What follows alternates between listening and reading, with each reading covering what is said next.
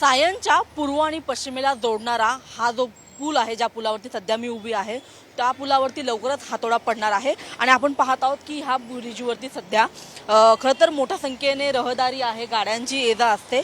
मात्र हा जो पूल आहे तो खरं तर फार जुना झालेला आहे आणि त्याच्यामुळे लवकरच रेल्वेच्या मदतीने या पुलावरती हातोडा पडणार आहे आणि याच ठिकाणी पुन्हा एकदा नवीन जो उड्डाण पूल असणार आहे तो या ठिकाणी उभा केला जाणार आहे। मात्र तोपर्यंत त्याला बराच कालावधी लागणार आहे आणि याच अनुषंगाने खरं तर पालिका असेल आणि आपलं मध्य रेल्वे असेल, ह्या दोघांच्या खरं तर सहकार्याने या ब्रिजचं पाडकाम जे ते सुरू केलं जाणार आहे।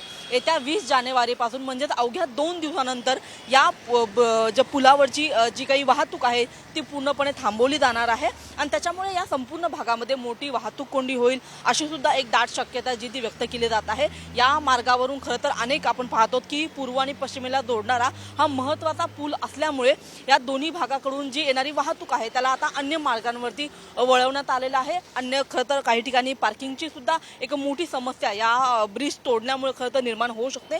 मात्र त्यावर सुद्धा आता पालिका आणि रेल्वेकडून त्याचं नियोजन सध्या चालू असल्याचं पाहायला मिळत आहे। मात्र लवकरच म्हणजे 2 दिवसानंतर या ब्रिजवरती हातोडा पडेल आणि त्याच्यानंतर या संपूर्ण ब्रिजचं जे पाडकाम आहे किंवा त्याचा मलबा हटवणं असेल, ह्या सगळी कामं ही सगळी जी प्रक्रिया आहे ती खरं तर लवकरच सुरू होणार आहे आणि त्याच्यामुळे 20 जानेवारीपासून सायन्स स्टेशनच्या बाहेरचा हा जो ब्रिज आहे तो वाहतुकीसाठी आणि रहदारीसाठी पूर्णपणे बंद असणार आहे।